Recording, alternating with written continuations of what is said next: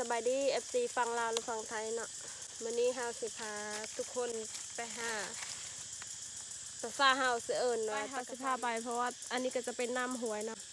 นี่จะเป็นน้ำที่เขาเจ้ามาอาบเนาะเพราะว่ายามแล้งผู้ใดที่แบบบ่ได้มีน้ำพระธาตุนะเขาเจ้าบ่ได้เจาะแล้วเขาเจ้าสิมาอาบน้ำในนี้นี่จานที่5นะมันนี่สิได้หรือบ่เนาะเพราะว่าขี้คานนี่จะได้หรือว่าไปเล่นกันว้าตบเหวโอ้โอ้เหยียบผาดเนาะโอ้พี่คุณก็บาดเลยถลอกมันนะอ๋อเจ็บเนาะเพราะว่าเมื่อกี้เขาตกตัวถลอกมันไปกับน้องทรายเนาะเพิ่นก็ได้มือกล่องเฮาอย่างน้อยๆนึงเนาะโอ้แต่งเฮาแตนหอดแล้วนะถอดออกแล้วเสือตัวนึงอย่างว่าพี่หลอกบ่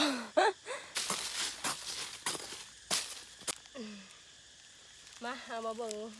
หูครั้งแรกนะโอ้โหร้อนมื้อนี้แบบอากาศร้อนแห้งนะพอมาประมาณบ่าย2เนาะคือเลิกแถว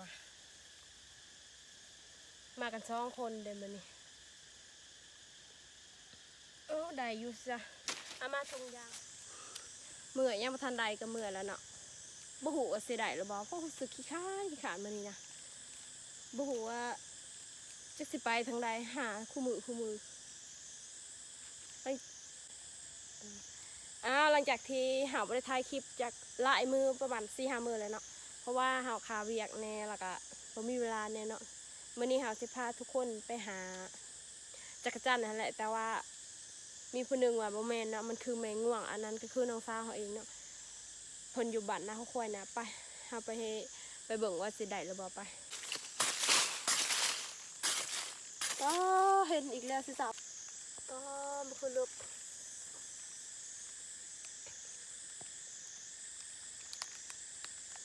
มาเบิ่งดูมันได้เลยนี่ได้แล้วป้าตัวบางใหญ่แล้วสิจ้านี่ไผแน่ที่ว่าบ่อยากเนี่ยนี่เบิ่งนี่มือกล่องก็ยังจับบ่เป็นเนาะอันยับไปใกล้ๆแน่บักซอนนี่เบิ่งดูดินี่ก็มาไม่เดินปุ๊บมา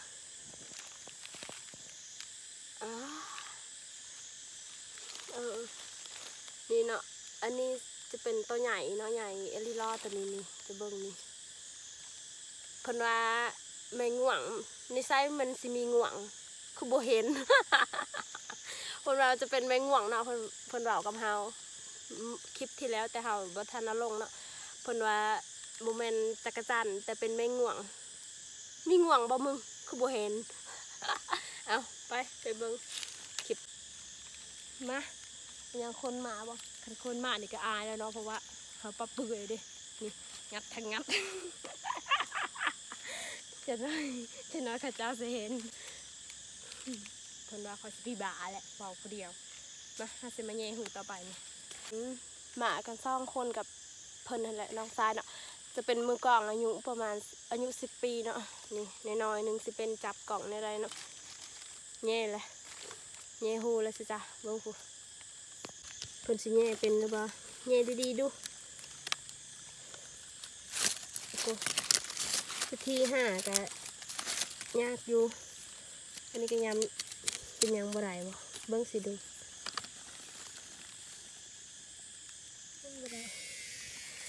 มันแตกแล้ว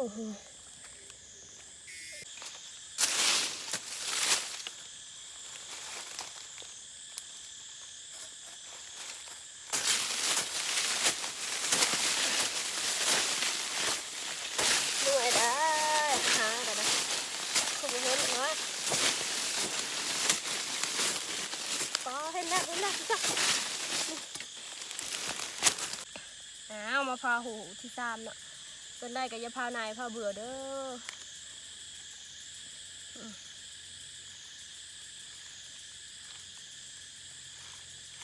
บ่ได้ว่าตัวนี้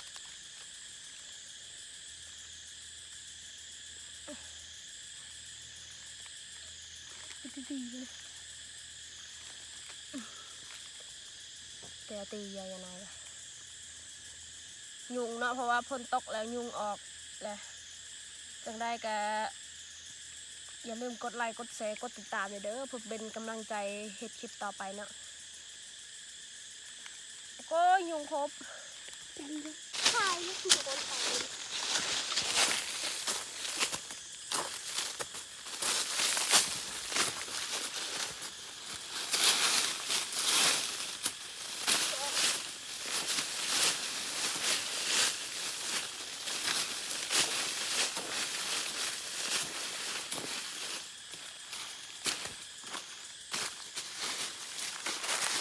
ห่อนแห้งแดดแห้งเจ้ามือเก่าเพิ่นว่าเมื่อยแล้วเนาะยุงครบเพิ่นว่าพาเมื่อเลยเพิ่นว่าเมื่อนะยุงครบเบิ่งแซ่เบิ่งยุงครบบ่ไหวแห้งเพราะว่ามันแดดมันแห้งเลยเหรอรู้สึกว่าบ่ไหวไม่ใช่เอาออกดูคือติ่งสิจ้ะนี่ยังไงเบิ่งยุงก็ได้เบิ่งสิตบก็บวยดีแล้วเพราะว่าฝนตกแล้วเนาะยุงก็เลยออกมาบางคนนั้นก็ดูดถึงเลียอะไรแบบนี้โอ้โหคือยุงแหงลายแหงนี่เนาะเบิ้งสิพาไปแย่หูตัวนี้มันสิได้เลยวะยังไง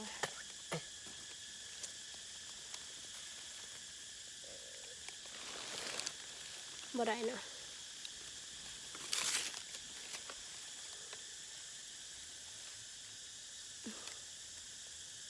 พอหลังจากที่เฮาพักผ่อนลายมือแล้วบริถ่ายคลิปเฮามีเวียก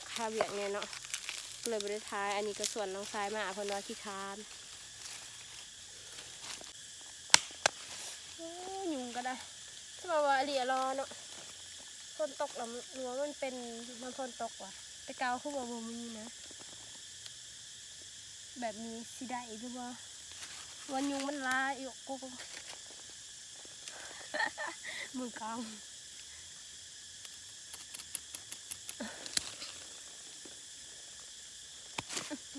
ยุงเลย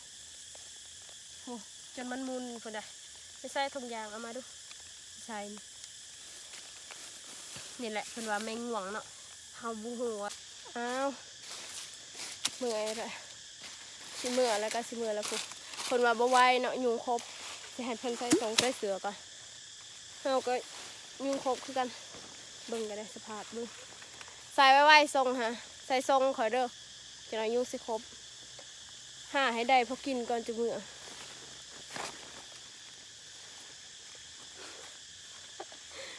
จำพานะคนอย่าพัวควันเด้คือยุงมันลายแหงเพราะว่าฝนตกเลยเด้นะบ่อยากใส่ทรงเอื่อยเพราะว่ามันใหญ่คือใส่แล้วนะคนอายเนาะดีกว่าเฮาโซ่ใช้ไว้จะน่ายุ่งสิครบคอยนะ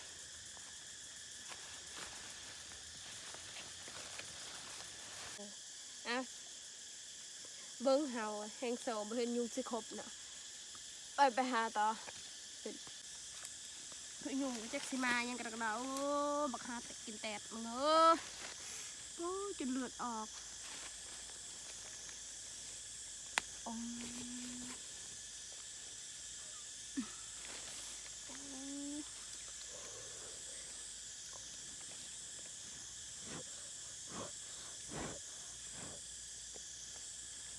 อย่างงงวะป้าคุณใหญ่แค่ตัวนี้ป้าเบิ้งนี่แล้วนี่แหละคือสิ่งที่เฮาอยากกินเนาะต่อให้อยากสำได้เฮาก็สิหาเพราะว่ามันแซ่บนะเฮานี่กินกับข้าวก็แล้วนี่ตัวหนึ่งนี่ได้2-3 คำกับข้าวพูดะเพราะว่ามันใหญ่เนาะนี่คือเฮานะกินนี่เรามักจะเฮาจะจักจันแหละจักจันนั่นแหละบ่ดอกไปง่วงมันบ่มีง่วงเนาะง่วงก็คือนี่เอา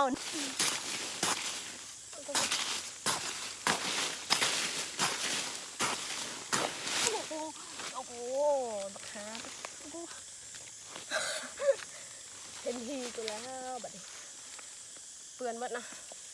มันลื่นนะเป็ดไทยนะทำไมมือกลางเพิ่นสวนมือแล้วนะเพิ่นมาเมื่อยโกเฮาก็เมื่อยกันพักผ่อนกันเอาน้ำมาดูเป็ดเลย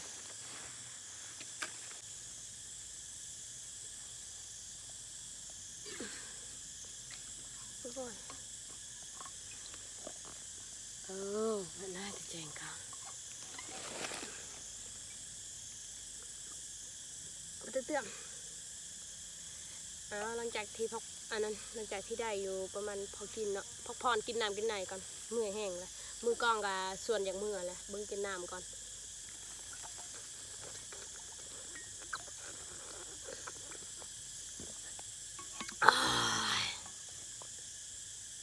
เด้อเมื่อยครับ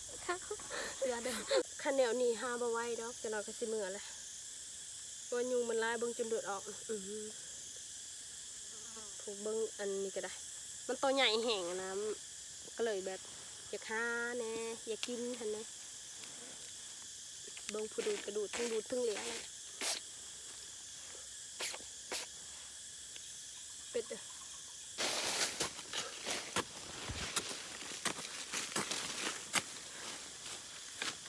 หูมาเบิ้งหูตรงง่ายเลยนี่หูจักรจันเลยเนาะแมงวางอันนี้แมงวางแหละโอ้เห็นเลยยุงกับซ้ำยุงคือว่า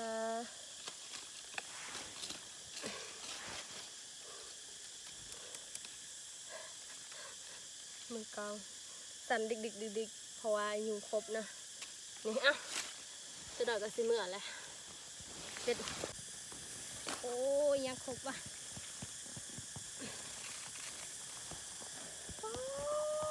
ตัวนี้ให้เป็นสีเขียวบ้งเอามาดูอันนั้นกล้องฮะเอามาใกล้ๆดูกล้องบ้งนี่อ๋อใหญ่แห้งนะโบมันสิเป็นหนังอะมันจะยังไงเฮ้ยเหี่ยวกลมกลางดีพี่อะมันสิเป็นหนังมันคือสิเป็นหนังมันคืออย่างวะแบบมันสิมีปีกแล้วนะมันสิออกแล้วถ้าพ่นตกนี่มันก็สิออกถ้ามีเวลาอันนั้น50มึงถ่ายดีๆเนี่ยโอ้สมาวะกล้องมันจังไอ้ย่าจังถ่ายคือยังมึงเป็นแม่บ่มึงเชื่อถ้ายำหน้าฝนนี่มันสีออกมาตอนประมาณ7 โมงได้แมงง่วงนี่ง่วงตรงไหนวะโอ้แบบคนว่าไม่ง่วงเลยอย่าพกไว้มันเป็นการแห่งบ้านเรามันชื่อเจ้านะคะมันเป็นยามยุงซ้ำยุงเนาะคันยามหน้าฝนนี่มันสิออกประมาณ7 โมงคันเฮาไปทันคันเฮาสิจับแบบมันโบนีแล้วก็เอาง่ายนะตอนกลางคืนได้มันสิออกมาประมาณ7 โมงถ้าฝนตกยามเดือน6นี่แห่งตัวใหญ่คันมันออกมาเบิ่งนี่เอาเป็ดกล้อง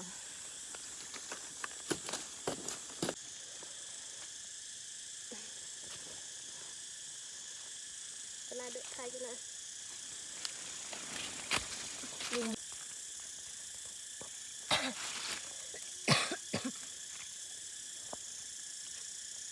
เนี่ยบ่ได้วะแดดมันแห้งเอาไปใกล้ๆแน่บักอันนี้ก็ได้สมาว่า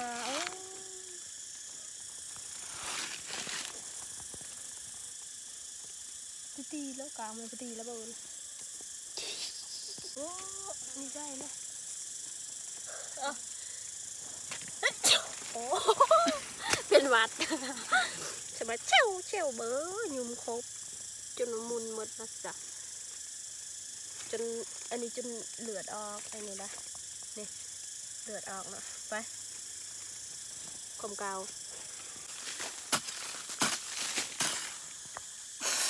อ๋อเป็นวัดนี่เห็นอีก2-3 หูคุณนะจะเป็น5 หูโอ้อยู่ความลายค่ะลุงมันครบ เบิ่งมือกองนอนละบ่ไหวสิล่ะ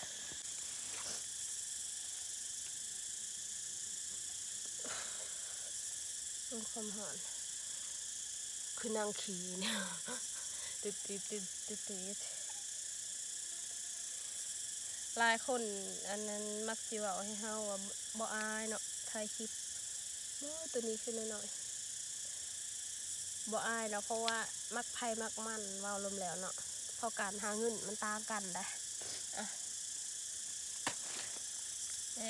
มันเฮ็ดสิ่งที่เฮาอิหยังวะไปเฮาสิบ่อายเนาะเพราะว่าไผสิเว้าได้ให้เฮาก็อย่าเฮาบ่สนใจเนาะเพราะว่ามักไผมักมันเฮาสิบ่สนใจกับคำเว้าของผู้อื่นนะเขาเจ้ามักสิเว้าว่าคือมักถ่ายคลิปแล้วก็คือมักโซ่หันบ่โซ่แล้วไผสิเบิ่งถามมันแน่ให้ถามแน่เนาะแม่นแต่ว่าบักหน้าแรงนี่อยู่ครบจนแดงเบิดเนาะมันแตกแล้วพี่เจ้าโอ้นี่หันคอยบ่โซ่ไผสิเบิ่งอยากถามแน่เนาะคันเว้าเรื่องมักก็มักไผมักมันคอยอยากโซ่ก็เรื่องของคอยแต่ว่าสำหรับผู้ใดที่มักเว้าพื้นคนนึงบ่มักถ่ายคลิปเจ้าหันอันนี้มันทันสมัยแล้วเนาะเจ้าบ่มักถ่ายเจ้าก็อย่าไปเว้าให้คอยเด้อจังหน่อยพอแล้วแหละมักสิว่านักถ่ายคลิปถ่ายตัวอย่างนั้นคือนกนะนกจิงจอกบ่ลีหยุ่งมันสิลีไปสายหยุ่งก็สิครบมือแล้วมีสภาพเปิดอะ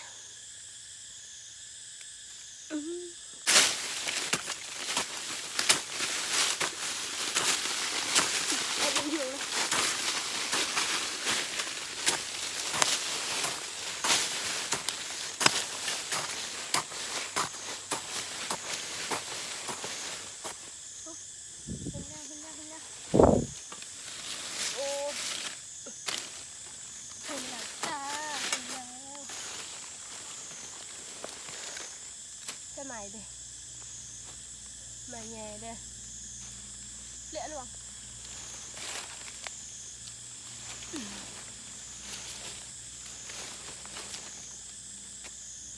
ตีฮะแบบเปิดตัวที่แจ๊กไม่ทายเลยตีเป็นนายปากเก่านะอย่างนั้นเป็นนายไม่กลมกลางไม่ก่อนเป็นนายจนว่าซ้ำอยู่พิงไผ่คือบ่ได้ยุงซ้ำยุงครบสิหาก่อนจนกว่าสิได้คนเลยสิเจ้าทำบ่ได้กับบ่มือเนาะหาจนมือกล่องหายคนเลยเพิ่งส่วนอย่างโอ้หนาผลมุนมีแต่ยุงครบเนาะอีต้นลาวแน่แต่กระสิถ่ายคลิปแน่เนาะนี่ได้อีกแล้วเบิ้งนี่สะออนเดี๋ยวติดกล่องมาเบิ้งนี่ว้าสมจ่าบ่อยากสิเว้าเนาะได้บักลายๆหนึ่งซะมาว่าเหยียบจนมุนผู้เสียดายเบิ้งหายมาแล้วเนาะหายอยากหายแล้วหายมันแล้วซะมาว่าบ่เห็นคือบ่เหยียบวะอีกถามแน่มันหัวขวัญนะเซยโอ้ยบักอันนี้เสียดายเดี๋ยวเบิ้งสิท้ายให้เบิ้งมันนอนเบิ้งนะมันเกือบเสือเขาเบิ้งนี่ปุ๊มันเหยียบจนสบายนี่ได้นะโอ้มันแตกหมดกินได้บ่บักขี้นี่มันคือเหยียบวะมันบ่เห็นบ่เสียดายเด็กกูผู้ขุดมันสิตายแล้วนี่ผูกจนมันแตกหมด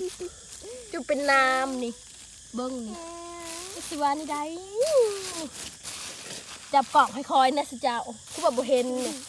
ย่างไปย่างมาจับกล่องให้คอยถ่ายคลิปให้คอยนี่จนว่ามันเหยียบจนเป็นน้ำผูกได้แล้วพอกินเนาะแต่พ่นเหยียบก็จนมุนอยากหายก็หายแหละหายบ่เป็นพ่นบ่เห็นโอ้โหนะเหยียบจนมุนอุยปุยเนาะผู้หาก็หาผู้เหยียบก็เหยียบแล้วบัดนี้เอ้าป้อนี่ตัวใหญ่อีกแล้วดีฮะหลังจากที่เพิ่นเหยียบเนาะหาเอาใหม่เมื่อกี้มีแต่โตบางใหญ่ๆซ้ำนี่แหละตกแต่ แต่ว่าเพิ่นเหยียบเนาะก็เลยแบบหาใหม่ซะไปกินเนาะเสียดายต้องเพิ่นเหยียบเมื่อกี้อ่ะพอจบคลิปอ๋อเห็นนี่มันคืออีหยังนี่มันแค่เขียดหรือว่าหยังเนาะเรื่องนี้มันหนอนอยู่ยังวะเอาบ่ลูกบิดจับเอาได้เลยอ้าวอันนี้ก็หอดเวลาสิเมื่อแล้วเนาะเพราะว่ามันเบิ้งผมยุงคือพี่บาเนี่ยขี้ฝุ่นเบิ้งสภาพมือกันเพราะว่าได้ลายแล้วเนาะเพราะนั้นก็เมื่อยเลยเบิ้งให้สุดท้ายนี่ได้ลายแล้วเนาะมันจะกินนะพอเลยค่ะสิเมื่อเลย